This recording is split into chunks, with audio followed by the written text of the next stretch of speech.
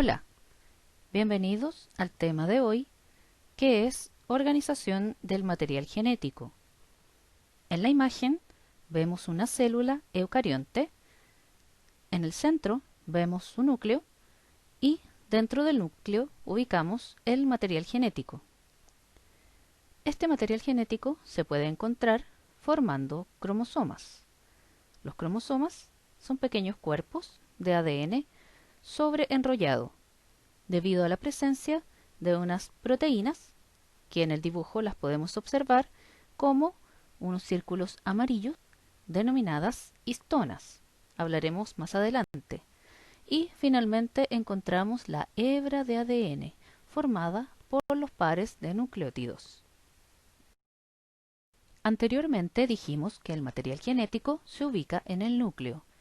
¿Pero qué es el núcleo? Veamos algunas de sus características. Es un organelo de gran tamaño formado por la membrana nuclear o carioteca, que es una doble membrana con poros, la cromatina, que corresponde a la asociación de ADN y proteínas histonas, y la matriz nuclear, que está formada por ribonucleoproteínas y proteínas no histónicas. Eso dentro del núcleo. ¿Cuál es la función del núcleo? Núcleo actúa como el centro de control celular, ya que contiene toda la información genética almacenada en el ADN. ADN, estructura y función.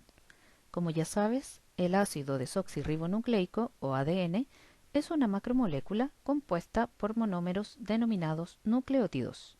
Se ubica principalmente en el núcleo de las células eucariontes como moléculas lineales.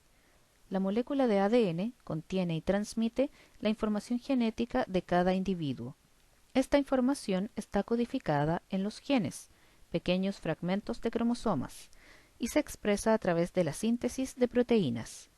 La transmisión de los genes a través de las generaciones requiere de la replicación, síntesis o duplicación del ADN.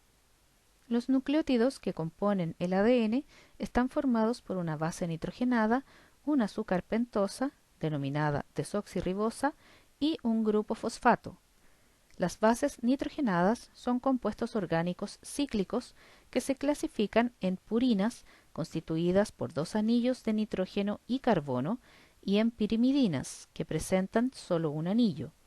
Las bases nitrogenadas púricas son adenina y guanina, y las pirimídicas son timina y citosina. Las bases nitrogenadas se ubican al interior de la doble hélice de ADN, permitiendo la unión de las hebras mediante enlaces conocidos como puentes de hidrógeno. Estas uniones se establecen solo entre ciertos pares de bases o bases complementarias. La adenina siempre se une a la timina y la guanina a la citosina. A su vez, las bases están unidas al azúcar mediante enlaces glucosídicos. Existen 4 nucleótidos principales según la base nitrogenada que los constituye: adenina, guanina, timina o citosina. En términos estructurales, en el ADN los nucleótidos se unen formando una doble hélice constituida por dos hebras. Ambas hebras se asocian entre sí por los puentes de hidrógeno que forman al enfrentarse nucleótidos complementarios de cada hebra. Además, ambas hebras son antiparalelas, pues se disponen en direcciones opuestas. Ambas hebras giran sobre el mismo eje, formando una estructura similar a una escalera de caracol. Este modelo de doble hélice fue propuesto por James Watson y Francis Crick en 1953, a partir de diversos estudios previos, principalmente de las imágenes de ADN obtenidas por Rosalind Franklin mediante difracción de rayos X. La molécula de ADN puede presentar ciertas variaciones estructurales, aunque sin modificar sus características principales: complementariedad de bases, hebras antiparalelas y unión entre nucleótidos A, T y CG. La estructura definida por Watson y Crick se denomina beta-ADN y constituye la forma más estable y frecuente en que se encuentra el ADN en la naturaleza. los sucesivos nucleótidos que conforman la hebra de ADN están unidos a un grupo fosfato a través de un enlace covalente denominado fosfodiéster. A su vez, entre las dos hebras, las bases nitrogenadas se unen mediante puentes de hidrógeno. La adenina se une a la timina mediante dos puentes de hidrógeno, mientras que la citosina lo hace con la guanina a través de tres de estos enlaces. El ciclo celular o ciclo proliferativo comprende una serie ordenada de eventos en que ocurren la duplicación del ADN y la posterior división celular, generando dos células genéticamente iguales. El ciclo celular involucra dos etapas: interfase y división celular o mitosis. La interfase ocupa casi el 95% del ciclo y comprende tres fases: G1, S y G2. Durante esta etapa la célula crece, sintetiza nuevos organelos y proteínas y duplica su material genético antes de la mitosis, etapa en la que se redistribuye equitativamente el material genético organizado en cromosomas, y la célula se divide dando origen a dos células hijas idénticas. En la fase S de síntesis ocurre la replicación o duplicación o síntesis del ADN. En los cromosomas, cada hebra de la doble hélice sirve de molde para la síntesis de una nueva hebra, permitiendo la duplicación del material genético. Este proceso ocurre mediante un elaborado complejo de proteínas que realiza una copia complementaria de cada hebra. Este proceso se caracteriza por ser semiconservativo, pues cada nueva doble hélice contiene una hebra antigua y una nueva. Al finalizar esta etapa, cada cromosoma queda constituido por dos cromátidas hermanas. Este GIF nos resume lo que corresponde a la fase S. Comenzamos con una hebra simple de ADN y luego de la fase S, cada una de estas hebras se ha duplicado. Aquí vemos dos pares de cromosomas homólogos y estos cromosomas homólogos se organizan en parejas para facilitar la división del material genético durante la división celular. Específicamente en la fase S de la división celular, que es un periodo de la interfase antes de la mitosis, es donde se duplica el material genético. Si pudiésemos observar esos cromosomas, veríamos que antes de la fase S, los cromosomas se encuentran como cromosomas simples, formados solo por una cromátida. El número total de cromosomas de una célula antes de la fase S, si hablamos del humano, sería de 46 cromosomas, lo que equivale a 23 pares de cromosomas homólogos. Eso corresponde a una dotación cromosómica completa y a esa célula se le denomina diploide. Y diploide se abrevia con 2N. Y si nos damos cuenta, antes de la fase S también aparece con 2C, que equivale a la cantidad de moléculas de ADN que posee ese núcleo celular.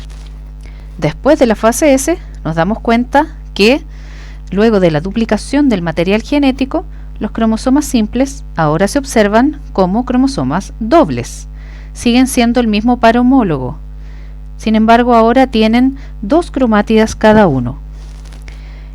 Por lo tanto, el número de cromosomas se mantiene, sigue siendo 46, por lo tanto la célula sigue siendo diploide, 2N, 23 pares de cromosomas homólogos, pero al duplicar la cantidad de material genético y al duplicar los cromosomas de simple a dobles, ahora la cantidad de ADN ha subido de 2C a 4C.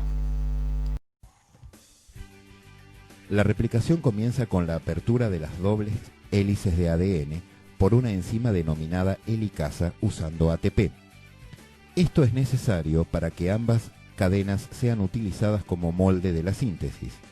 Las SSBP, proteínas de unión de la cadena simple de ADN, evitan que las mismas se vuelvan a enrollar.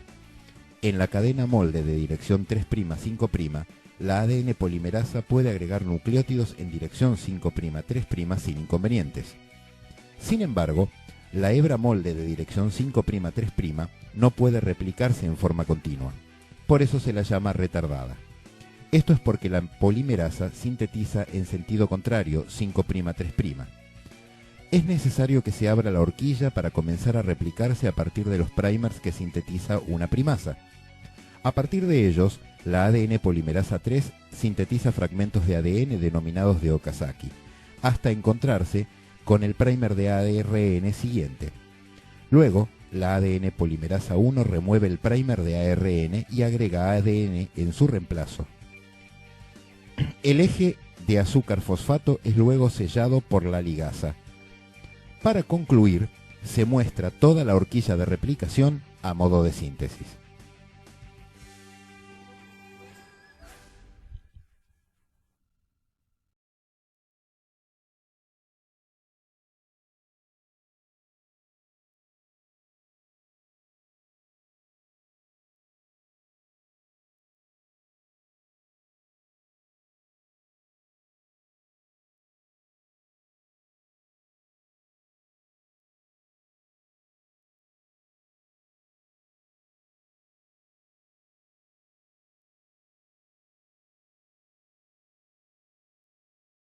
Los cromosomas y el material genético. En los organismos eucariontes, la mayor parte del material genético se ubica en el núcleo celular, distribuido en los cromosomas. Existe un número generalmente constante de cromosomas por núcleo celular, por individuo y por especie. En el ser humano, por ejemplo, cada célula somática, es decir, cualquier célula del cuerpo humano, a excepción de las células sexuales, contiene 23 pares de cromosomas, cada uno de los cuales está constituido por dos miembros idénticos en tamaño y forma, denominados cromosomas homólogos. Cada cromosoma está compuesto por una macromolécula de ADN asociada a una serie de proteínas llamadas histonas, que permiten su plegamiento y empaquetamiento. Esta compactación del ADN es importante debido a la gran longitud que tiene esta macromolécula. Se calcula que el genoma humano tiene 3.000 millones de nucleótidos, alcanzando una longitud lineal de aproximadamente 1,80 centímetros, 1,80 centímetros. Todo este material se almacena en el pequeño núcleo celular, cuyo diámetro promedio es de unos 5 micrómetros. Sin embargo, este empaquetamiento no puede ser irreversible, pues, de ser así, el ADN no podría replicarse, transcribirse o repararse, puesto que las enzimas encargadas de dichos procesos no podrían acceder a él. El complejo generado por la combinación de proteínas y ADN se denomina cromatina, del griego croma, color, nombre que se debe a sus propiedades de tinción celular. Se tiñe intensamente cuando se emplean colorantes básicos. Las histonas, que constituyen la cromatina, son las responsables del empaquetamiento de la molécula de ADN, pues sobre ellas se enrollan las dos hebras formando estructuras globulares, los nucleosomas, que le confieren un aspecto de collar de perlas. Durante la división celular o mitosis, se consigue el nivel máximo de compactación de la cromatina para formar cromosomas, lo que facilita la separación de las cromátidas hermanas, asegurando una distribución equitativa del material genético en las células hijas. Dependiendo de la etapa en la vida de la célula, el material genético puede encontrarse en un estado laxo y disperso en forma de cromatina o bien enrollarse y condensarse, formando los cromosomas mitóticos, los que pueden observarse nítidamente al microscopio como cuerpos bien diferenciados. La información genética se almacena en los genes. Sabemos que la información genética, génica o hereditaria se encuentra alojada en la molécula de ADN. Sin embargo, la molécula de ADN se encuentra organizada en segmentos. Fragmentos de esta molécula es lo que correspondería a los denominados genes. Por lo tanto, un gen es un segmento de ADN que contiene información codificante para una proteína u otra secuencia regulatoria como los tipos de ARN. Están insertos en los cromosomas y son transmitidos de generación en generación. Por lo tanto, en un gen encontramos información que sirve para la síntesis de una proteína, y esta información, al encontrarse en el ADN, cuando el ADN se enrolla y forma los cromosomas, es posible ubicar en los cromosomas dónde están los genes y, por lo tanto, estos cromosomas, al separarse durante la meiosis y formar los gametos, es posible transmitirla de generación en generación. En el primer esquema vemos una molécula de ADN que se subdivide en 3 regiones, cada una de estas regiones denominada gen. Por eso decimos que los genes se encuentran en el ADN. En la segunda imagen vemos cómo una molécula de ADN portadora de un gen es capaz de transcribir esa información para luego ser transcrita en una proteína específica. A eso lo llamamos del gen a la proteína. Por lo tanto, decimos que un gen es una secuencia de ADN que codifica una proteína, es decir, esa información sirve para que la célula forme una proteína que cumplirá una función celular específica, dando características celulares y orgánicas determinadas. Es decir, que luego esa proteína formará parte de alguna estructura celular, podrá actuar como una enzima, catabolizando alguna reacción. Es decir, que las proteínas finalmente definen muchas estructuras celulares y por lo tanto son el resultado de la expresión de genes. Si sabemos que la información génica se almacena en los genes, en las siguientes imágenes podremos comparar la cantidad de genes aproximadas que poseen algunos seres vivos. Por ejemplo, la levadura, que es un hongo, aproximadamente 6.250 genes. La drosófila, que es una mosca, la mosca de la fruta, aproximadamente 13.600, prácticamente el doble. Arabidopsis, que es una planta, aproximadamente 28.000 genes. El ratón, aproximadamente 30.000 genes. Y el humano, aproximadamente 35.000, para que vean ustedes que nos separan solamente 5.000 genes con una especie tan pequeña y, para algunos, tan poco evolucionada como un ratón.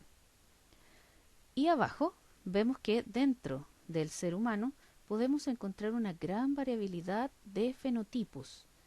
Recuerden que los fenotipos dependen muchas veces de la expresión o de la cantidad de proteínas que se fabriquen, y esas proteínas que se fabrican lo hacen siguiendo las instrucciones del ADN. Entonces, cada especie posee un conjunto de genes propios que constituye su genoma. Además, esta información es la responsable de la variabilidad dentro de la especie. Un organismo también posee diversos tipos celulares, todo originado con la misma información génica. ¿Qué quiere decir esto? Dentro de un ser humano, donde cada una de sus células posee el mismo genoma, de la misma forma encontraremos diversidad de formas y tipos de células, formando parte del mismo individuo. Esto también se debe a información que se encuentra codificada dentro de los genes. El genotipo es el conjunto de características o genes que tiene un individuo para los diferentes caracteres. El fenotipo es la manifestación del genotipo, es decir, el carácter observable. Por lo tanto, cuando nos referimos a genotipo, estamos hablando de los genes, de todo el material genético que posee un individuo. Y cuando hablamos del fenotipo, nos referimos a lo que se expresa de ese material genético. Por lo tanto, lo que nosotros observamos, lo que nosotros vemos como resultado de la expresión de esos genes. Y existe una fórmula para explicar el fenotipo, que es lo que nosotros observamos, y corresponde a la acción del genotipo en un 50% más la acción del ambiente, también en un 50%, Por lo tanto, los fenotipos, que son las cosas que nosotros podemos observar de los individuos, dependen de lo que ellos heredan, o sea, de su genotipo, y también de la influencia del ambiente.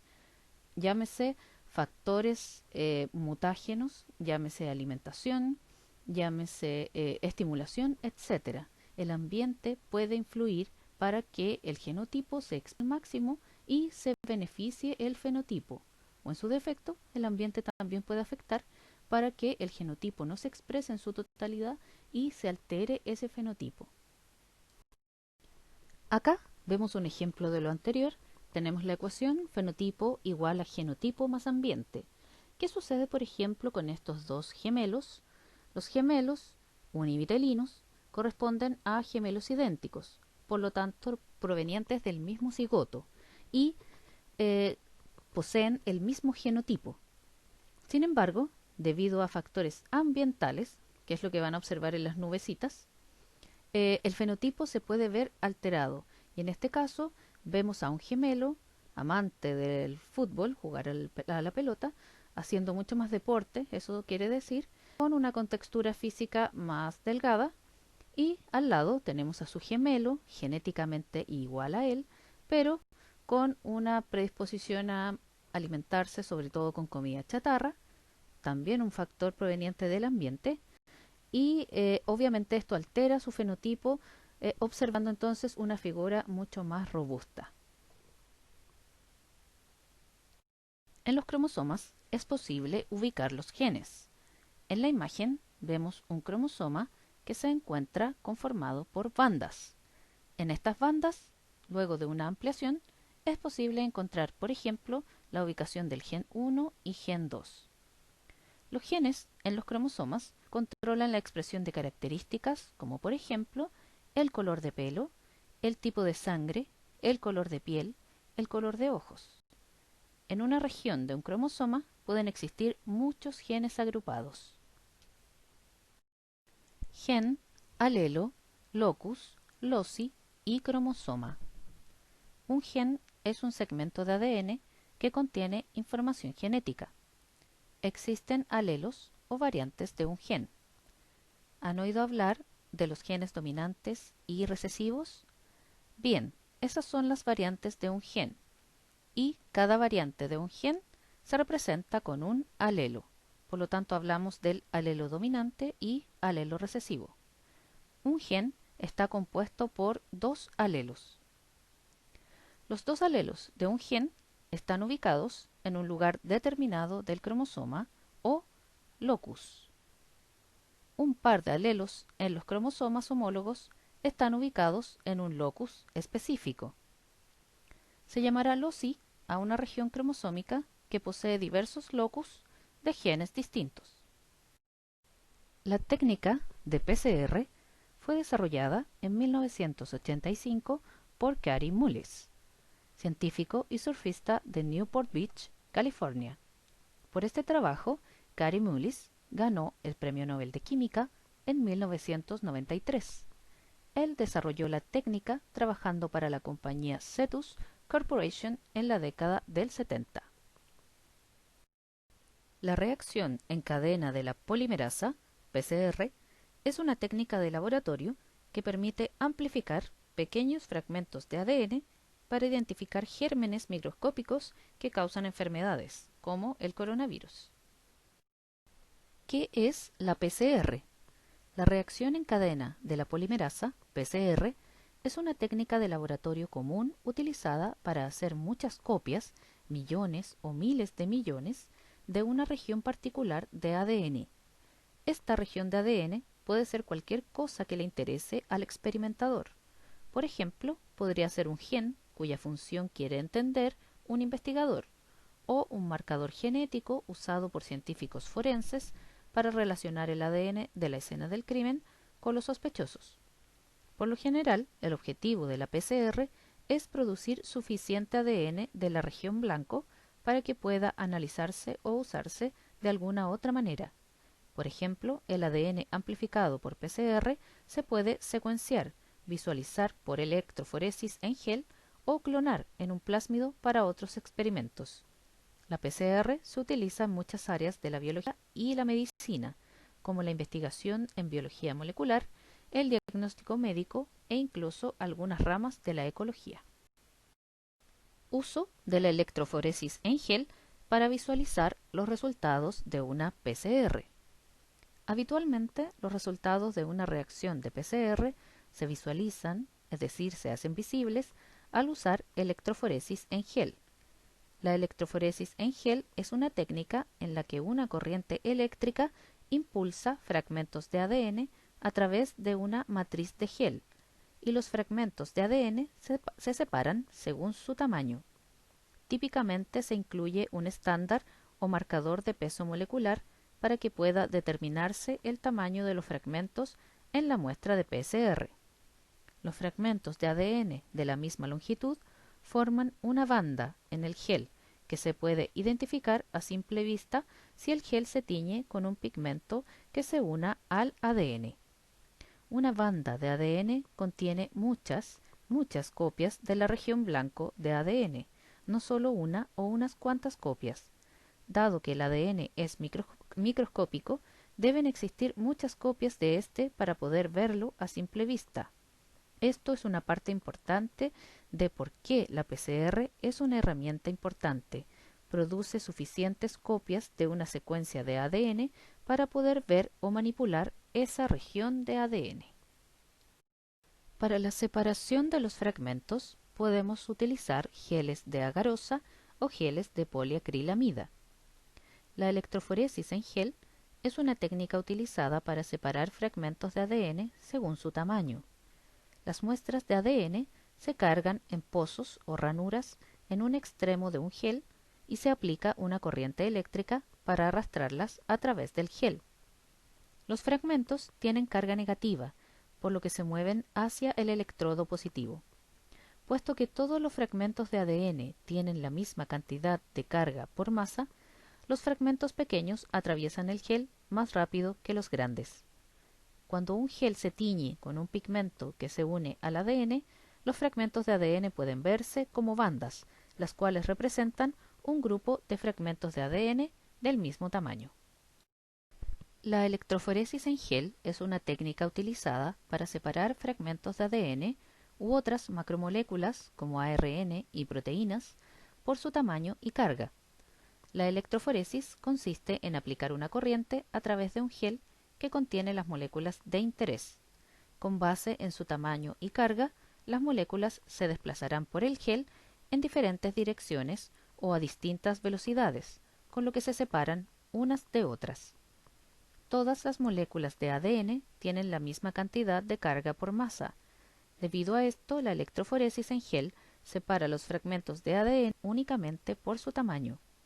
La electroforesis nos permite ver cuántos fragmentos diferentes de ADN están presentes en una muestra y cuán grandes son unos con respecto a otros. También podemos determinar el tamaño absoluto de un fragmento de ADN examinándolo junto a una escala estándar de fragmentos de tamaño conocido. Una vez que el gel está en la cámara, cada una de las muestras de ADN que queremos analizar, por ejemplo, cada reacción de PCR o cada plásmido digerido con enzimas de restricción, se transfiere cuidadosamente a uno de los pozos. Un pozo se reserva para el marcador de peso molecular, un estándar de referencia que contiene fragmentos de ADN de longitudes conocidas. Los marcadores de ADN comerciales cubren diferentes intervalos de tamaños, por lo que trataremos de usar uno con buena cobertura en el intervalo de tamaños en el que esperemos encontrar nuestros fragmentos. A continuación se aplica energía eléctrica a la cámara y empieza a fluir corriente a través del gel.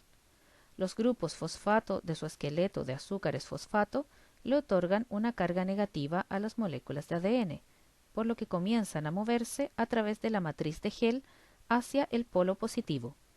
Cuando el sistema está encendido y pasa corriente por el gel, se dice que el gel está corriendo. Conforme corre el gel, los fragmentos más cortos de ADN viajarán más rápido a través de los poros de la matriz del gel que los fragmentos más grandes. Después de un rato que ha corrido el gel, los fragmentos más cortos de ADN estarán más cerca del extremo positivo del gel y los más largos se mantendrán cerca de los pozos. Los fragmentos de ADN muy pequeños podrían correr hasta salirse del gel si lo dejáramos corriendo por demasiado tiempo. Visualización de los fragmentos de ADN. Una vez que los fragmentos se han separado, podemos examinar el gel y saber el tamaño de las bandas que se encuentran en él. Cuando un gel se tiñe con un pigmento que se une al ADN y se coloca bajo la luz ultravioleta, los fragmentos de ADN brillarán, lo cual nos permite ver el ADN presente en distintos lugares a lo largo del gel. Una línea de ADN bien definida en un gel se llama banda. Cada banda contiene un gran número de fragmentos de ADN del mismo tamaño que han viajado juntos a la misma posición. Un fragmento único de ADN o incluso un pequeño grupo de fragmentos de ADN no sería visible por sí mismo en un gel. Al comparar una banda en una muestra con el marcador de peso molecular, podemos determinar su tamaño aproximado.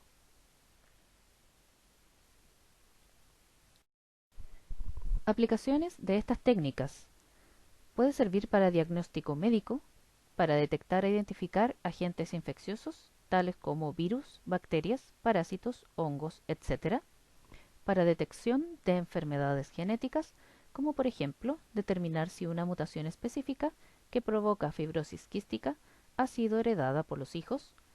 Para estudios evolutivos, para analizar las relaciones filogenéticas entre especies desaparecidas por muestras arqueológicas y de especies vivientes, o para la huella de ADN o DNA fingerprinting, perfil de productos de amplificación específicos de cada individuo de una población.